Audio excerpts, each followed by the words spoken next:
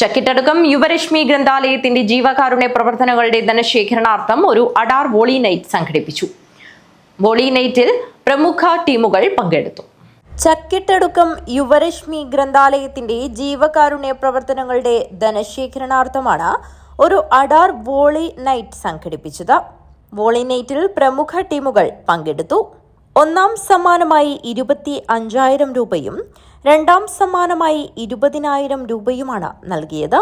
കോടമ്പള്ളൂർ panchayat president P Sreeja ഉദ്ഘാടനം നിർവഹിച്ചു. സജീവമാക്കുന്നതിന്റെ ഭാഗമായി നമ്മുടെ കുട്ടികൾ യുവതലമുറകൾ ഉൾപ്പെടെ ഈ കേന്ദ്രങ്ങളിലേക്ക് ആകർഷിക്കപ്പെടേണ്ടുന്ന ഒരു കാലഘട്ടം കൂടിയാണ് ഈ കാലഘട്ടം.